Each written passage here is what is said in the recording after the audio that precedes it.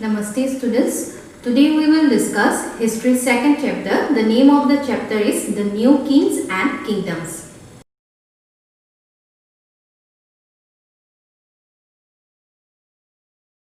Here you can see the major ruling dynasties in India. You can see in this map the major ruling dynasty.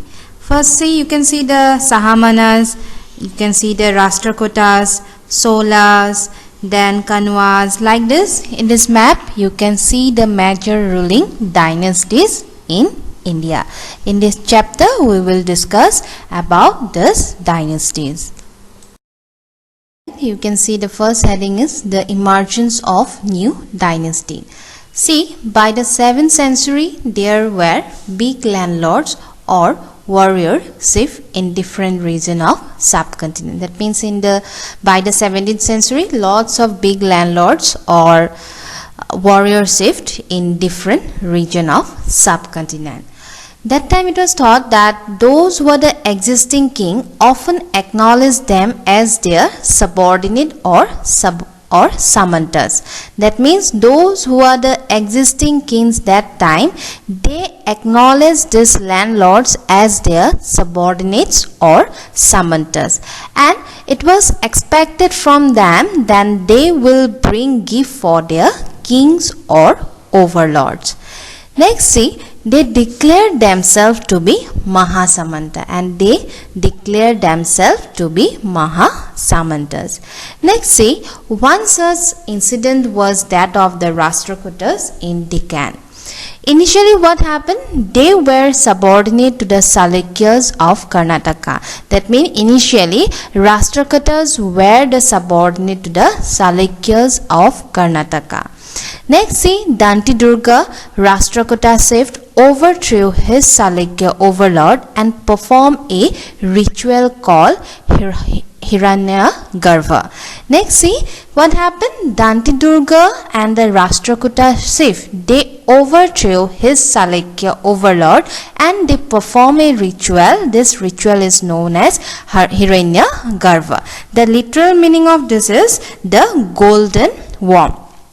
It was thought to lead to the rebirth of the sacrifice as a Kshatriya, even if he was not one by birth.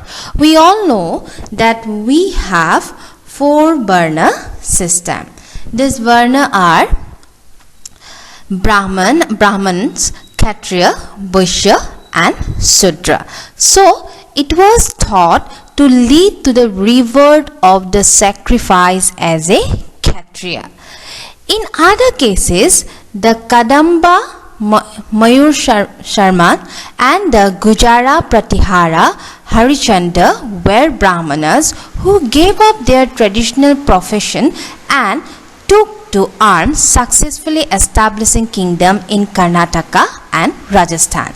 Next, another example is another case is say Kadamba Mayur Sharman and the Gujara Pratihara Harishchandra, they were Brahmanas who gave up their traditional profession. We all know that the Brahmanas, they were relating with the traditional things. So they gave up their traditional profession and they took to arms and successfully establishing kingdom in Karnataka and Rajasthan. Students, here you see the first heading, administration in the kingdoms. That means how they administrate their kingdoms. See, first point, many of these new kings adopted high sounding titles such as Maharaja, Adhiraja, Tribhuvana and Chakravartin and so on. These are some high sounding title which they adopted during that time. Next, see, in each of the states, resources were obtained from the producer. In each of the states, resources were collect or obtained from the producer. Who are the producer? The producer were the peasant, the cattle keepers, artisan, okay, who were often persuaded or compelled surrender part of what they produce. And these people, this producer, they surrender their part, whatever they produce, they surrender everything to their kings. Next point, These resources were used to finance the king's establishment as well as for the construction of the temples and forts. That means what? These resources, in the second point we know that they collect the resources from this producer. This producer were the artisan cattle keepers like this. And what happened? These resources were used to finance the king establishment and as well as for the construction of the temples and forts. Last point, see, they were also used to fight wars. They also used the resources to fight wars, which were in turn expected to lead to the acquisition of wealth in the form of plunder and access to land as well as the trade route. And as a result of the war, what happened? Which they expected to lead to the acquisition of wealth in the form of plunder and access to land as well as the trade routes. You can see praesestes and land grants. Then what is praesestes? See, praesestes tell us how rulers wanted to depict themselves as a valiant, victorious warriors. That means what? How rulers, that means how kings wanted to depict themselves as a courageous or victorious warriors. Okay. These were composed by the learned Brahmanas, and these praesestes were composed by who? By the learned Brahmanas, who occasionally helped in the administration. Okay.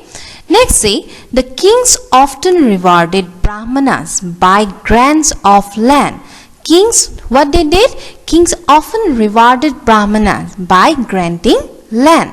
These were recorded on copper plates which were given to those who received the land, and these were recorded on where? On copper plates. Warfare for wealth. See, each of these ruling dynasties were based in a specific region. That means each of this ruling dynasty, they were based in a specific region. They had their own specific region. But apart from this, what happened? They always try to control over other areas.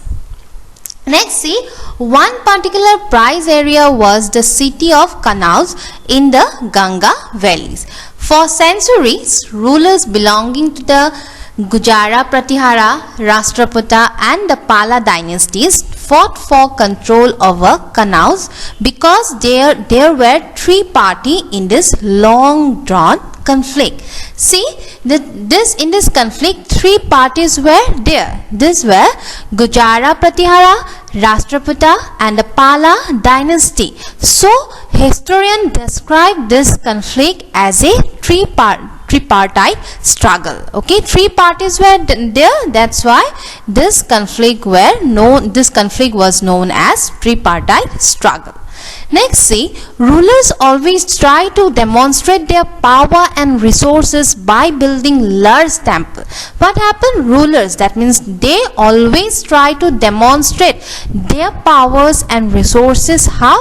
Demonstrate their powers and resources by building large temples. So when they attack one another kingdoms, they often choose to target temples which were sometimes extremely rich. That means the temples were extremely rich. That's why when they attack other country, other region, they always targeted to attack the temples, and the reason is because the temples were extremely rich. Next, see, one of the best known such ruler is Sultan Muhammad of Ghazni, Afghanistan. His target was wealthy temples including that of Somnath, Gujarat. One of the best known such ruler was Sultan Muhammad of Ghazni, Afghanistan. His targets were wealthy temples because the temples were very rich. That's why his targets were the temples. And next point, see, Other kings who engaged in warfare included the Sahamanas, later known as Sohans, who ruled over the region around Delhi and Ajmer. Other king who engaged in warfare included the Sahamanas, later he was known as the Sohans, who ruled over the region around Delhi and Ajmer. In this slide you can see from Urayur to Thanjavur. See, the Solas were from a little group of Urayur. The Solas were from a little group of Urayur. The successor of the Vijayalaya vanquished neighboring area. That means the successor of the Vijayalaya, they defeated, vanquished means they defeated the neighboring areas, nearby areas. And after that what happened? And the kingdoms developed in size and power. After defeated the neighboring or nearby areas, their kingdoms developed in size and power. Next, see, Rajaraja I, considered the most powerful Solar ruler, became king in 985. Okay, he was considered the most powerful Solar ruler, and he expanded control over most of this area.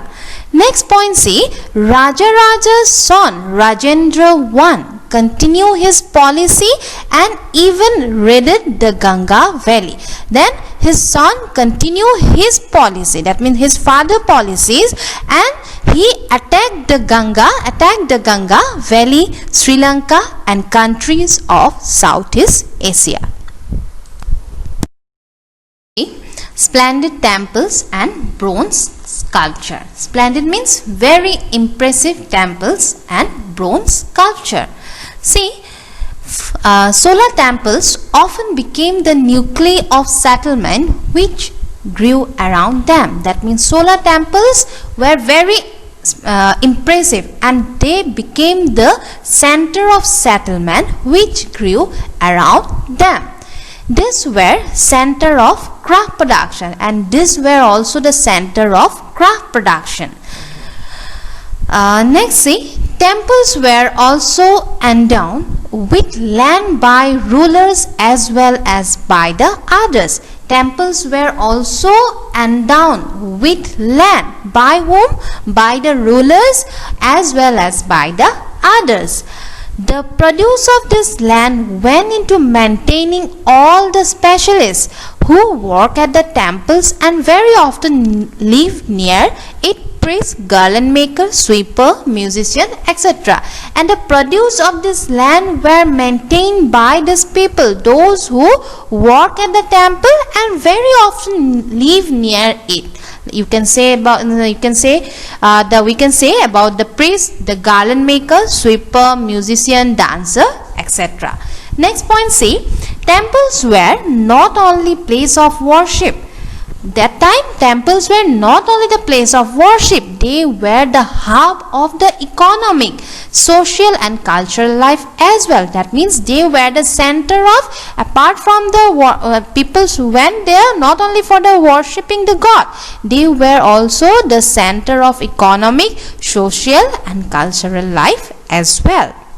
Next, see, amongst the craft associated with temples, the making of bronze images was the most distinctive.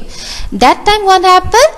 The making of bronze images was the most distinctive. The solar bronze images are considered amongst the finest in the world, and the solar bronze images are amongst the finest in the world. First heading, agriculture and irrigation. See, many of the achievements of the Solas were made possible through new development in agriculture. That means the Solar dynasty, they were able to get lots of achievement, and this were made possible through new developments in agriculture.